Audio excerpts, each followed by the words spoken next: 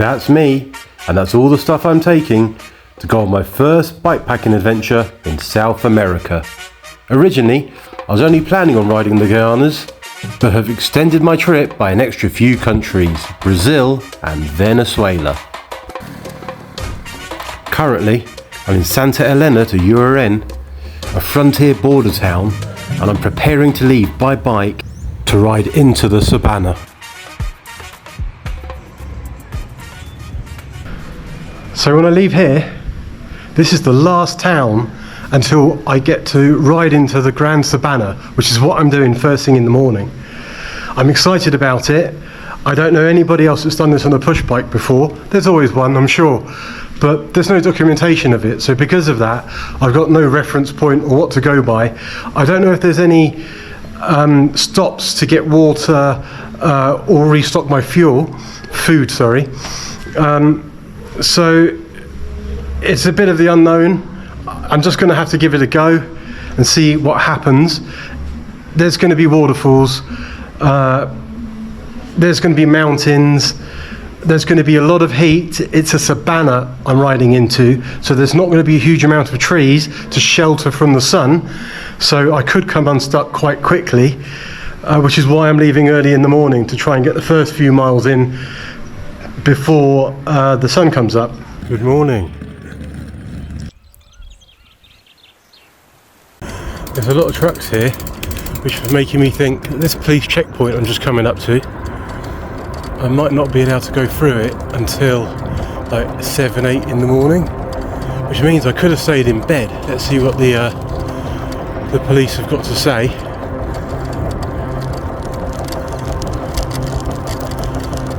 Whether they'll let me through.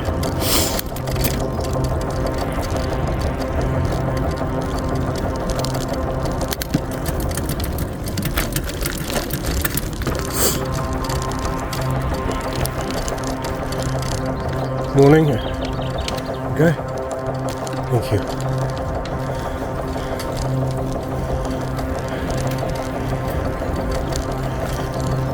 Yeah, no problems there. Straight through.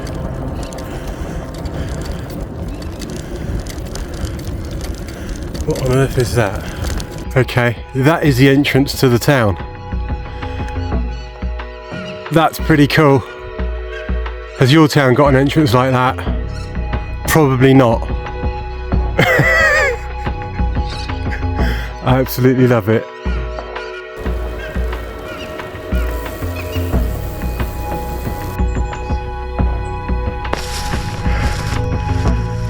Made it to the Gran Sabana.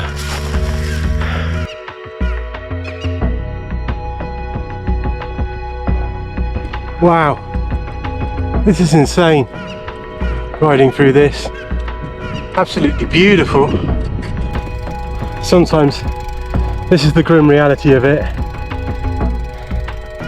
When the hill you're going up is too steep, you just got to get up and push.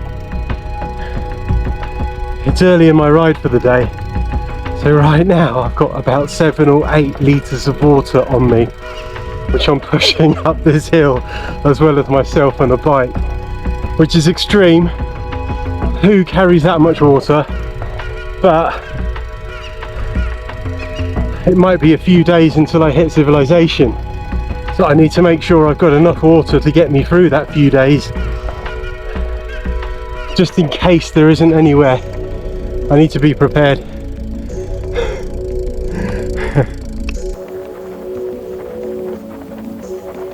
The Gran Sabana is home to the Roraima National Park, which encompasses nearly 3 million hectares of pristine wilderness. The park boasts some of the highest waterfalls in the world, including the Angel Falls.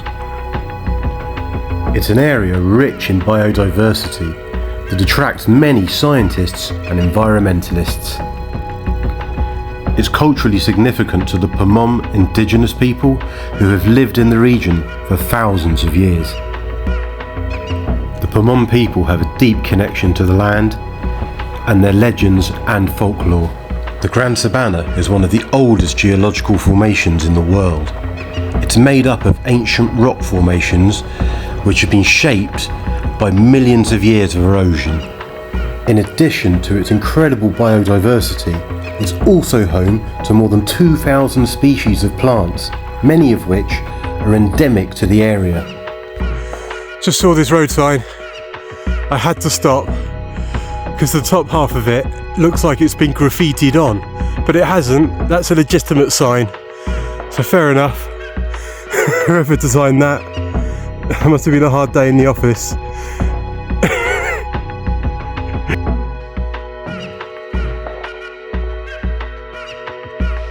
I've just heard some water down here, so I'm going to go down and investigate. It's crystal clear. And there it goes.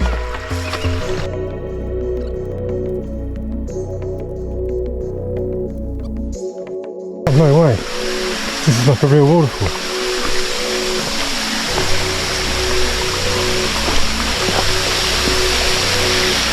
Look at that.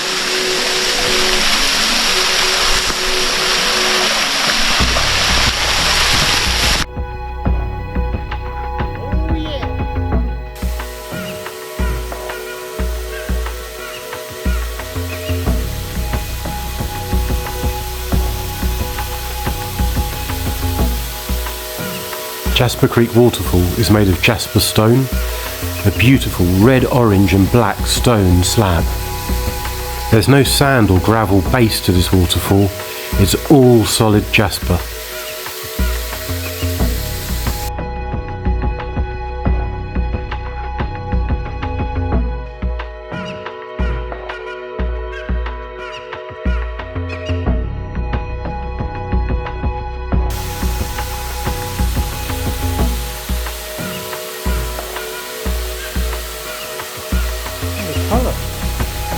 Colour of the rock.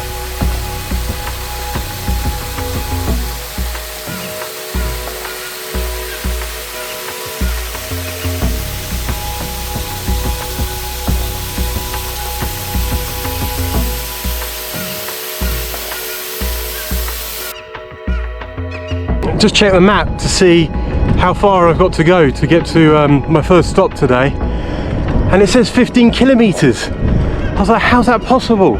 Where have all the miles gone today? Am I just enjoying this that much that I've just rolled through 40 miles?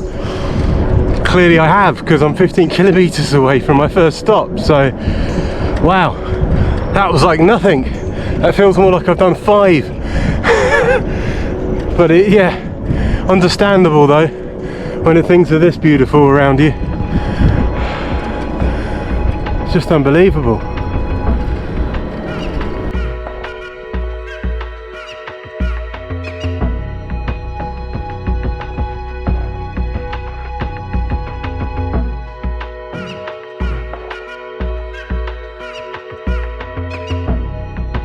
So I've done my usual trick of biting off more than I can chew. I should have stopped a couple of stops back, I didn't. I pushed on because the scenery was so beautiful. It was just seemed easier to keep riding. And now I've got to the point where I'm on the dirt track that leads up to Mount Roraima. It's about 2 hours of this, and this is about as fast as I'm going on it as well, because it's yeah, it's a bit bumpy.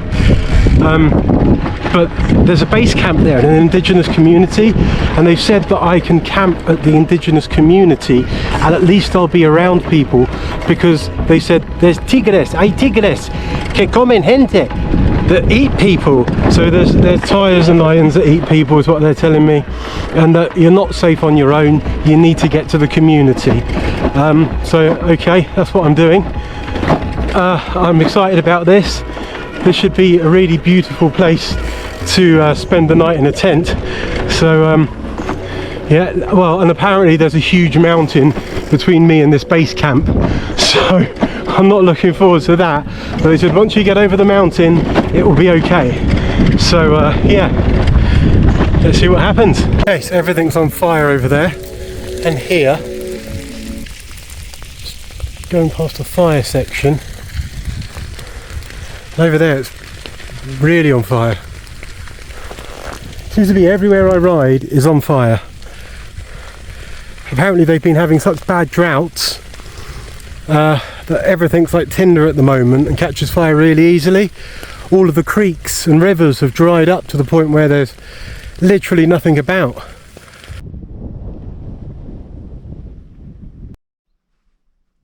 Okay, so directions I was given were climb the mountain. I've climbed the mountain. Oh my god, it's taken me an hour. The view in that direction is just incredible, but then they said once you climb the mountain you got to go through a jungle,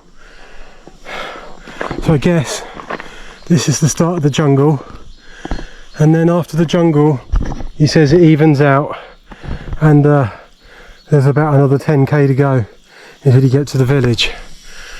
He said it takes a car an hour. He said you'll probably be 2.5 hours doing it. I've been on it an hour now and I don't think I've done 5k. This is just, wouch. This is painful. Anyway, let's hope it evens out for a bit.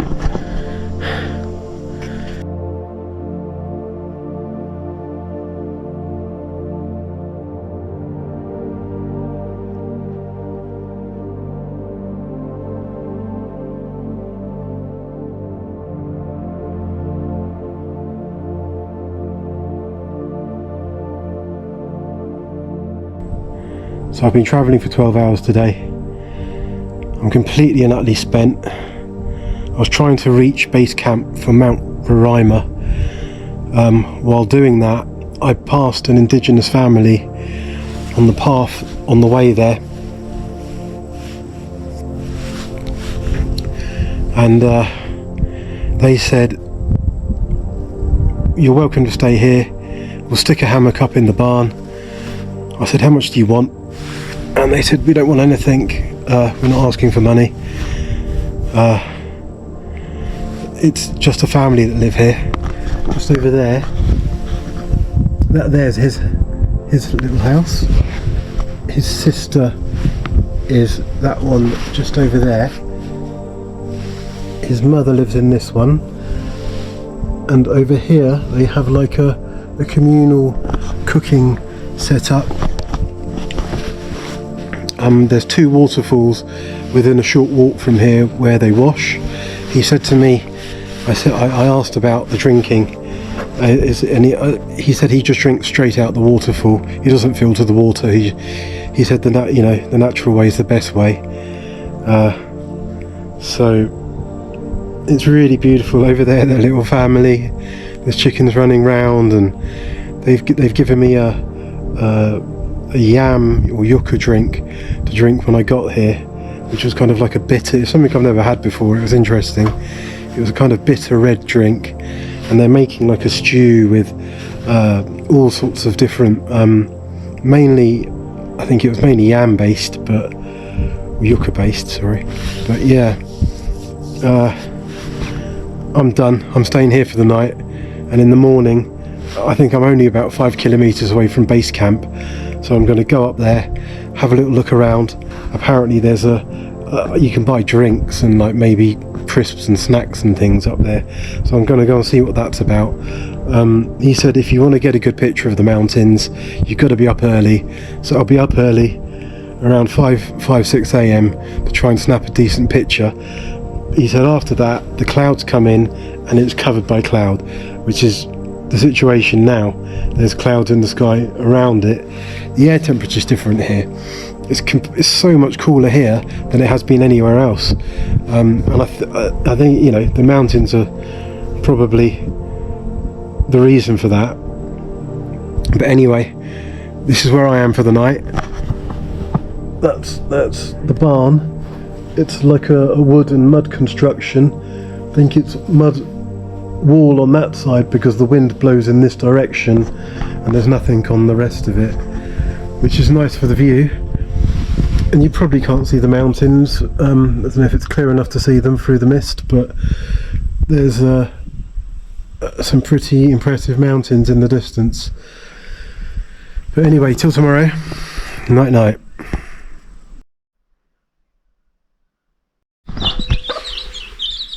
Okay, so today I'm leaving here and I'm going to go up the hill towards the mountain to the next village up.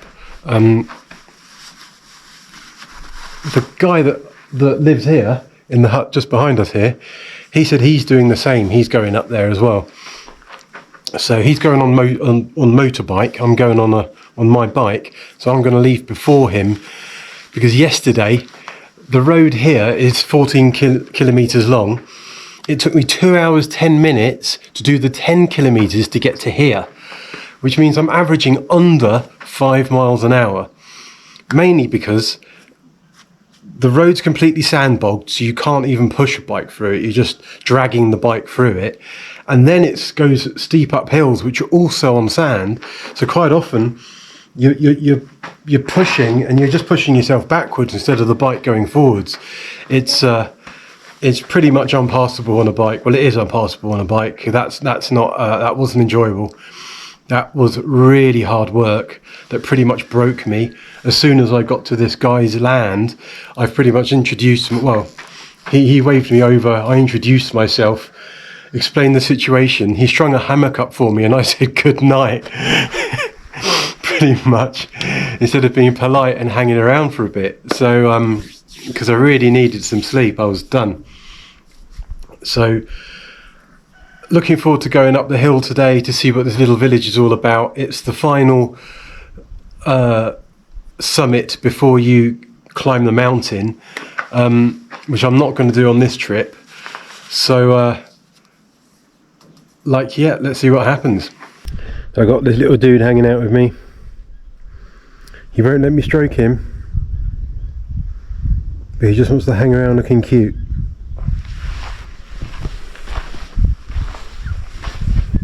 And I've given him some biscuits. So here's where they wash their clothes and drink water from. This is the top of the waterfall, because there's a big drop there. So I'll see if I can get to the bottom.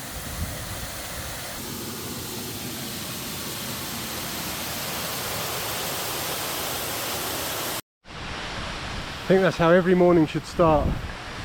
A quick shower in a waterfall, porridge and oats, and then off to find a mountain. One more hill to get up. Hills.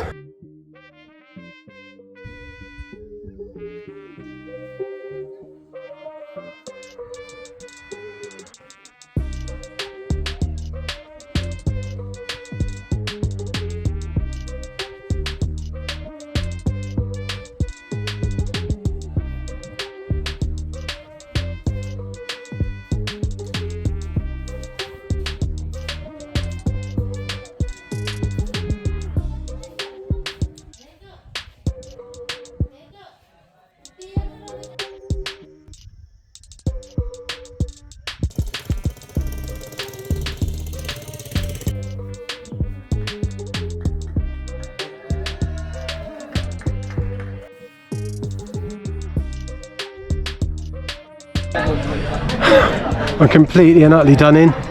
Don't know what to do. I've eaten 4 of these like pie type things, made of like harina pan, and I haven't bounced back. Every time I stand up I get really lightheaded and my vision goes. So I'm not quite sure whether it's altitude or whether I'm just haven't eaten enough to replenish the output that I've given out the last few days. Either way, the little huts over here, these tourist huts, they're wanting $35 a night to stay in these tourist huts, and I'm thinking 5k away is the family I accidentally stumbled upon their land and spent the night with last night. And I know that he'd be more than appreciative if I rocked up there again and handed him $10 to stay in the hammock one more night. So I'm thinking of going back there now, staying in the hammock, trying to get my energy back, stuffing my face as much as I can while I'm in this village, and moving on after that. So, because it might be altitude. I've never been good with altitude. But I don't think I'm high enough to be having these problems, so Anyway. Oh dear. It's all good fun. So these are the baskets that you carry on their back to carry all the stuff up the mountain for the tourists. A little bit like this guy here, carrying all her stuff. And they sell these as well. Where are they? These things here are called robanovios. Yeah? Huh? Robanovios? Si. So I think the idea is that you put your finger in and then you pull it and your finger gets trapped. So that's the idea. I might need to buy one later.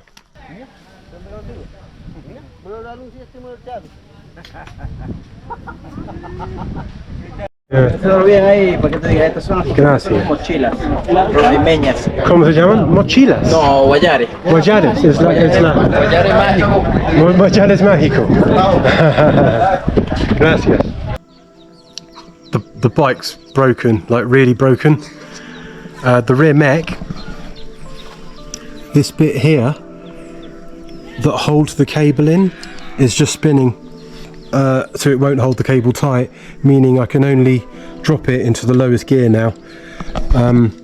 I've tightened the nut up on the back, which has shifted it 2 gears up, so I'm stuck with 1 gear. The other issue it has is that the front gear shifter on the right hand side, which is the one that has the gears on, is broken. It's completely broken.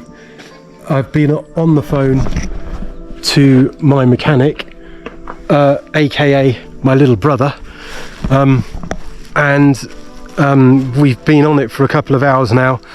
I'm in a little village in the middle of nowhere at the foothills for Mount Roraima. The hut at the top of the hill up there sold internet to me, so I've got 2 hours of internet that I was able to back and forth with my brother trying to get the bike sorted. And I need a bike shop, I need to replace parts. I think the dust and the roads on the way here, the sand, everything has just completely killed the bike. So that's where I'm at. There's no cars in this village. Everyone's on motorbike. I'm at over 1,000 meters of altitude up here, and the roads up here are really treacherous. So it leaves me in a spot. I need to get myself this bike to a bike shop to repair things. I mean, the view's nice up here, I'll give it that.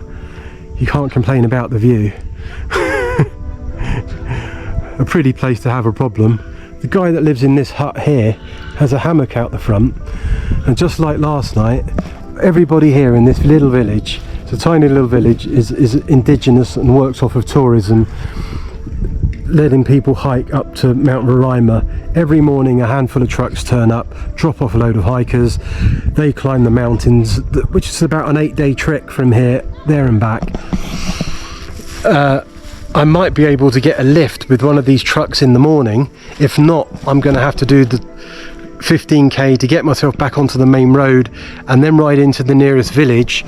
There's not going to be any real bike shops for miles, so whether I need to then find a trucker, I'm in the middle of a savanna, like I'm going to maybe need to get a trucker, maybe ride to a police checkpoint and use the police checkpoint to hail a trucker down to enable me to be able to then get myself to somewhere bigger that might have a bike shop that can sell me the parts I need to repair my bike. So next step is to get from here to the village, book a room for a couple of nights to try and put my plan into action, and yeah, and maybe get a shower because I'm absolutely filthy, covered in grease. The other problem is that they don't sell water in this village, because everyone just drinks directly out of the river, and I need, you know, to do, if I can't get a lift back, I'm going to need to do that 2-hour off-road stint well, it's going to be 2 to 3 hours to get to the village, and I'm going to need water to do that.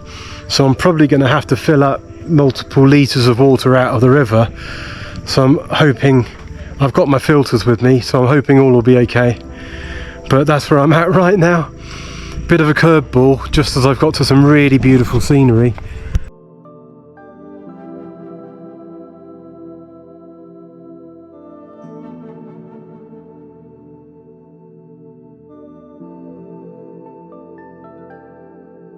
If you've enjoyed this video, please help me to fund this journey by buying me a coffee. Just click on the link in the description. I'd really appreciate it.